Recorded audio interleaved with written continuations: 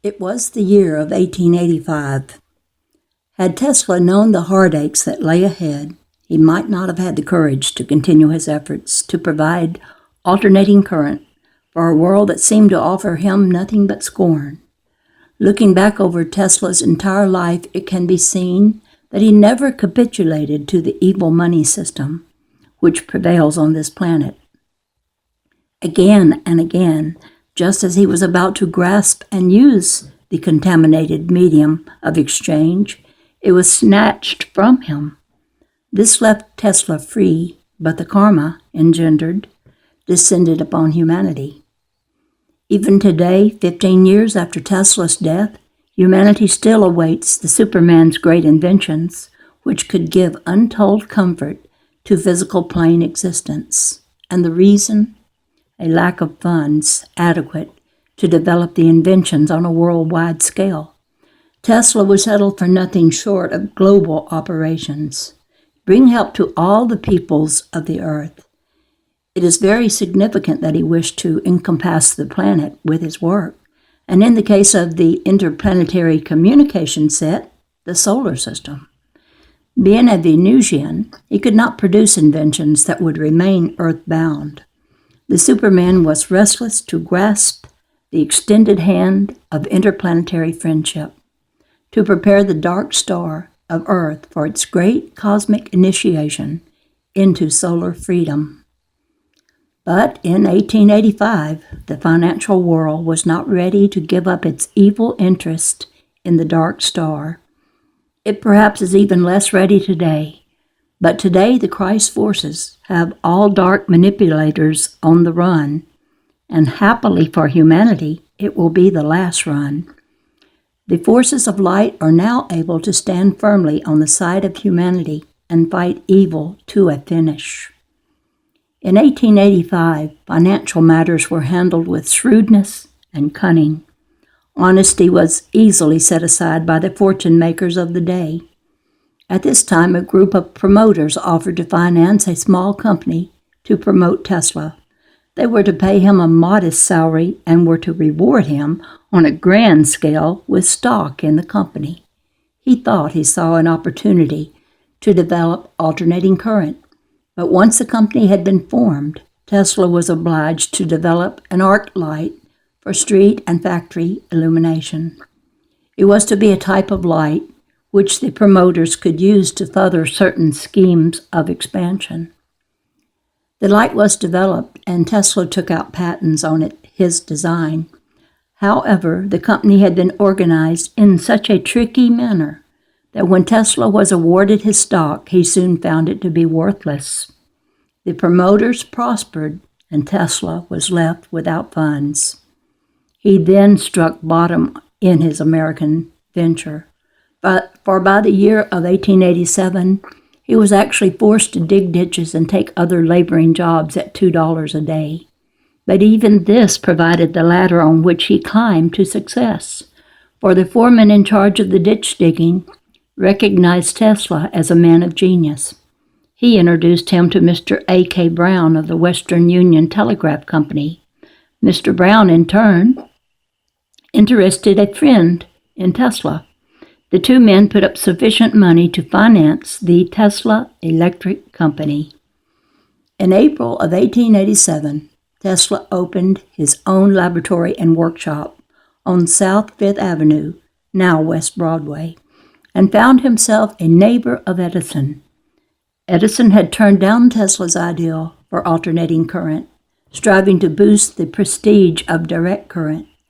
Yet, in the end, Tesla won the competitive fight, despite the fact that he was backed by limited funds, while Edison was financed by J.P. Morgan. Tesla's hour had struck, and ever thereafter the dark star was to be illumined by his incomparable genius. It is impossible, even today, to evaluate the virgin field of electrical science which Tesla explored within a few months after his new laboratory was opened. The United States Patent Office could not easily grasp the scope of his work. They considered his inventions so original and so basic that they simply started issuing a succession of patents that brought the new age of power to birth in one mighty surge of advancement. The entire electrical world of 1887 was engulfed by the sweeping new adventure. It can now be seen in retrospect that the 70 years which have since elapsed, civilization has not yet absorbed even the basic fundamental scientific achievements produced by Tesla. As for the philosophy of Tesla, it is hardly known that he had anything to offer in that field, as perhaps he did not, for his philosophy had already been presented by Jesus. Since Western minds had failed to grasp even the basic teachings offered down through the countless centuries by the hierarchy, and then had ignored the true meanings underlying the work of Jesus, it is abundantly clear why Tesla did not bother to waste his time tossing pearls.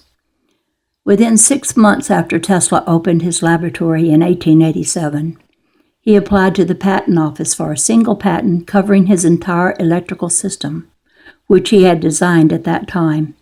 The patent office was overwhelmed by this package deal and insisted that Tesla break his single patent down into 7 parts. This was done, and in April of 1888, he applied for 5 more patents, which were granted. Toward the end of 1888, he was issued 18 additional patents. By this time, the entire scientific world was not only amazed, but completely baffled by the sudden manner in which their cherished concepts were swept away overnight. It was not easy to make such a quick and monumental adjustment to new values, especially in view of the fact that many of the scientists and technicians of the day, then as now, prided themselves on being strong-minded, free-thinking men who were capable of standing on their 2 feet and meeting the issues of the day. They also prided themselves on being God-fearing men, independent men, who, if they wished to invent a machine, could do so without calling upon the aid of the Creator. But in some mysterious fashion, the Creator had somehow got back on the job through Tesla. So these God-fearing men looked everywhere for the answer except in the right place. For a man who fears God can never love him, and a man who places God on a pedestal high in the sky is most certainly in fear of him. The only way to love God is to bring his energy down into dense matter by lowering the vibrations and then anchor it there. The early root races had the answer, as did Tesla. The social gossips of the day back in 1888 also had their word to say about Tesla. To them, he was at once the most fascinating and the most aggravating of men. He did not share their interest, and they couldn't seem to find a way of sharing his.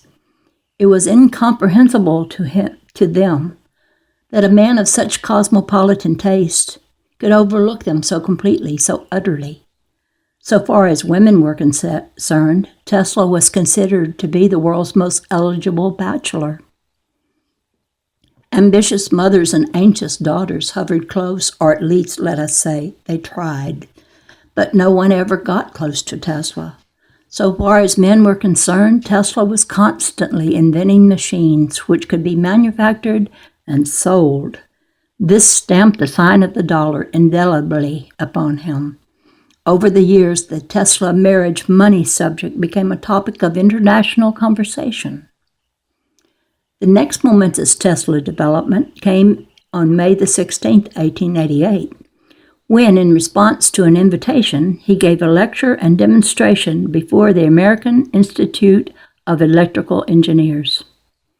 This lecture served notice upon the entire world that the greatest genius of the age had brought his discoveries to fruition, presenting civilization with alternating current, and thus setting electricity geographically free. Under Edison's direct current system, it was necessary to have a powerhouse in the center of every square mile, or even closer in large cities. This presented an impossible situation if electricity was to become a planetary source of power, as Tesla visualized. Tesla had no desire to develop the invention commercially, for he preferred to spend his time in research. He knew that the very inventions which he was in the process of patenting would become obsolete in a short time if he could continue his research. Edison fought resolutely to maintain the prestige of direct current, for he had invented the incandescent electric lamp, and in order to sell the lamps, he had to make electricity available so the lamps could be used. Moreover, Edison's financial interests were tied completely to those of J.P. Morgan, and Edison was not free to pursue any course except the strictly commercial one. When Tesla gave his famous lecture on May 16, 1888, George Westinghouse was already well known as the inventor of an air brake for trains and of many other electrical devices. He had made a fortune in exploiting his own inventions. He was a man of tremendous vision, and he immediately recognized the vast possibilities, commercially and geographically of Tesla's alternating current system. Shortly thereafter, he contacted Tesla for an interview. In a matter of minutes, Westinghouse agreed to pay Tesla $1 million outright for the alternating current patents, plus a royalty of $1 per horsepower. It was Westinghouse, therefore, who seized the opportunity to develop Tesla's patents, which would supply electricity to the entire world. In the few moments required to negotiate the deal, a friendship was formed between the two men, which, in its magnificence and trust, was of transcendent beauty. As things worked out, the friendship was almost the only happy development that resulted from the meeting. But as the years passed, Tesla never betrayed the slightest bitterness or regret over misfortunes that came to both of them as a result of their cooperation. Tesla spent a useless, weary year in Pittsburgh attempting to get Westinghouse launched in his manufacturing efforts, but finally refused to remain longer. The Westinghouse engineers, accustomed to their own way of doing things, were baffled and confused by Tesla's magic. Tesla, in turn, had no way of communicating with the men since he could not get down on their level of understanding. Tesla was a great teacher of philosophy to certain individuals. He was also a great teacher of what might be called cosmic engineering, again to certain individuals. But he selected these individuals personally. They were disciples, but they were already active disciples for the forces of light. To expect Tesla to go into a manufacturing plant and teach a group of American engineers at all stages of evolutionary development was, of course, ridiculous. But perhaps even Tesla did not realize the scope of his own greatness and the intellectual gap which existed as a barrier between him and those of Earth who had not yet attained discipleship. At any rate, after his departure from the Pittsburgh plant, the Westinghouse engineers worked out their own problems, and eventually the manufacturing process got underway. Tesla returned to his own laboratory in New York, to his beloved research. A wealthy man, free from the need for commercialism, this freedom was for him the greatest triumph that might come to a human soul. Working again on research for his polyphase power system, he was granted 45 patents in this country during the next 4 years, in addition to more than 100 in foreign countries. Edison had long been busy aiming competitive lances in all directions. He was strictly a commercial, money-making man. He was untrained in the science of electrical engineering and therefore had to depend upon those whose services he could get for hire.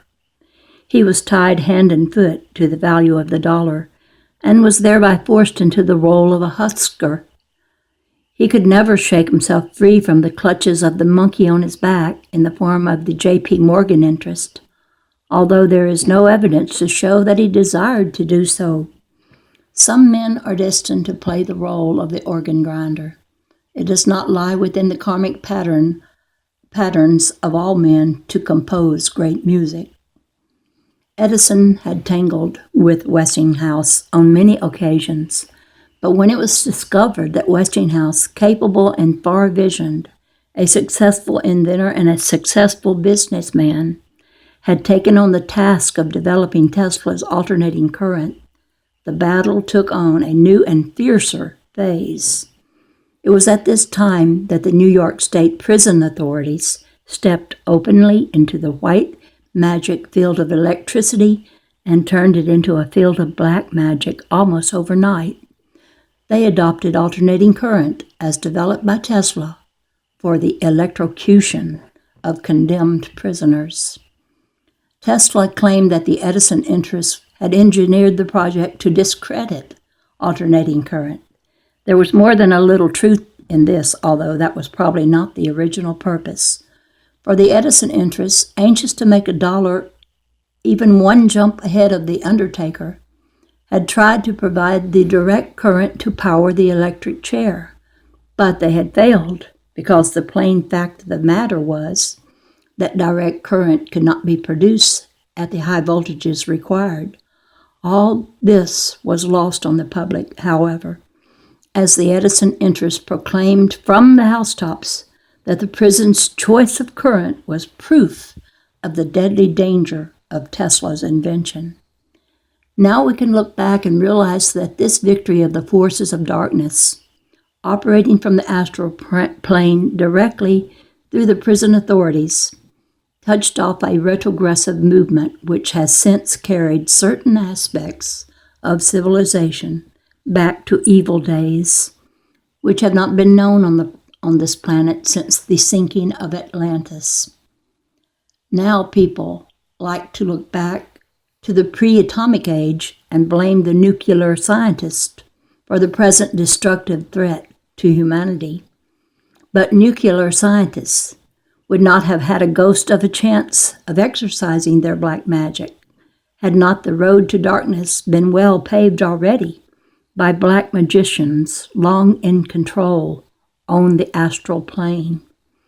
The New York State prison authorities cooperated to the hilt in assisting the black magicians to take over control of the alternating current invention, and all humanity has suffered by being robbed and robbed and robbed of the true advantages of the invention since that dreadful day.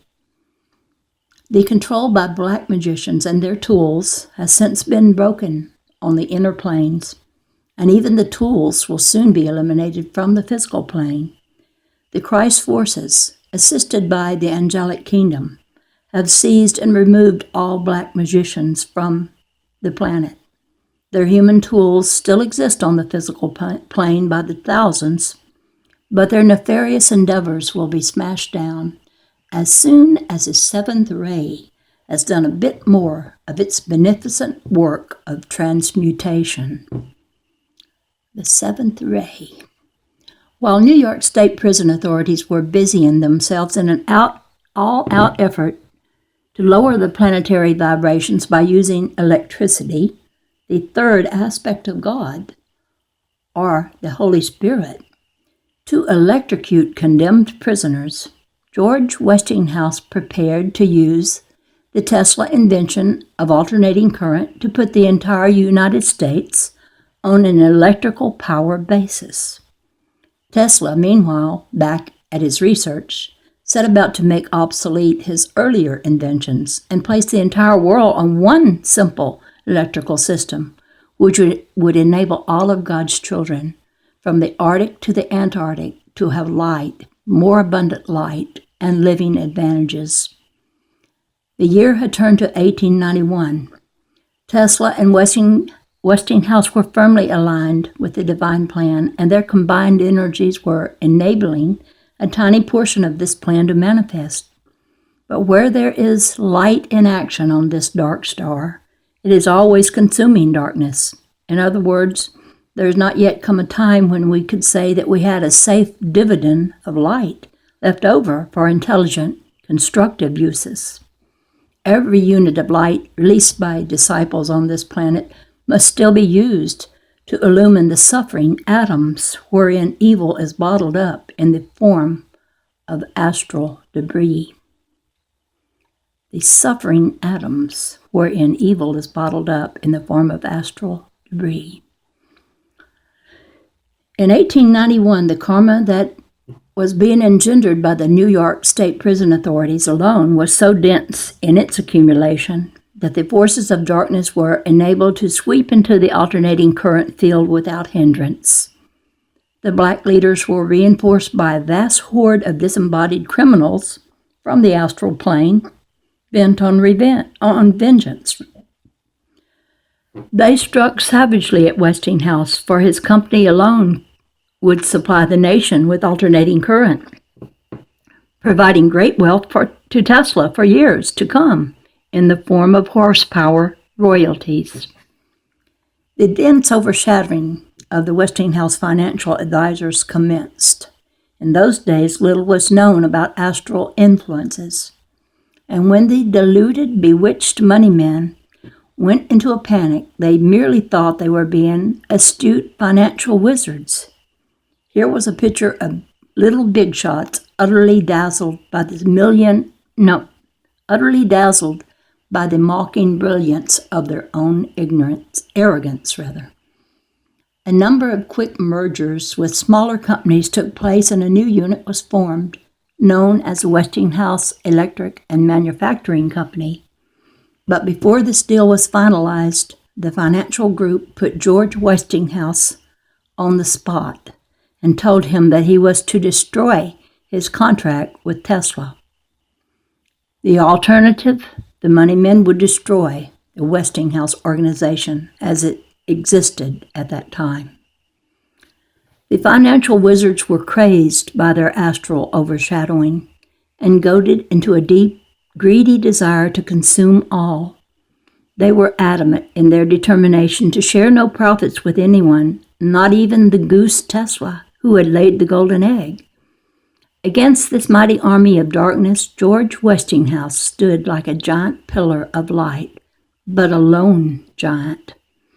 The financial interests were set to see the company destroyed rather than yield a single dollar in horsepower royalty to Tesla. But even one on the side of the forces of light is in itself a victorious majority against evil. Westinghouse firmly grasped the scales of justice, and he went direct to Tesla and humbly told the story of his seeming defeat. Tesla quickly turned it into a spiritual triumph that will ring down through the years as a cosmic moment in which two men touched divinity.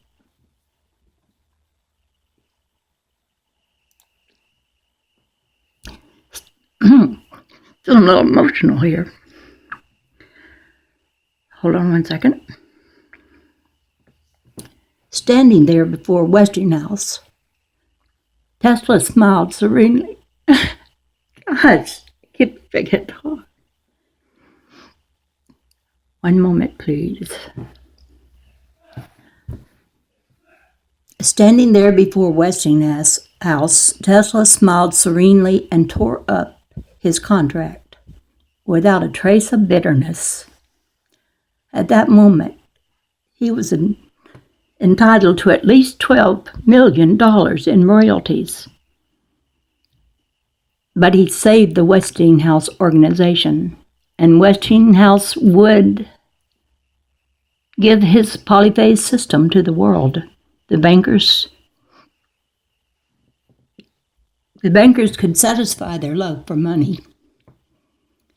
Today, this unfortunate planet is still reaping the black harvest from the seeds scattered far and wide by the bewitched money men. It has been said often that failure to pay horsepower royalties to Tesla proved to be the greatest handicap to scientific and industrial progress. which the human race has ever experienced on this globe. In this year of 1958, the United States and all allied nations of the world are wondering why scientific superiority has been lost in recent years. The answer is simple. The pattern of events is not difficult to trace. Karmic law was set in motion by the New York State Prison, using Tesla's alternating current invention to electrocute condemned prisoners. The karmic debt thus incurred precipitated at the point where alternating current development was centered. I'm going to end this for now because I'm at 25 minutes, and I will start here when I begin again. This is the Dove Lady, over and out for now.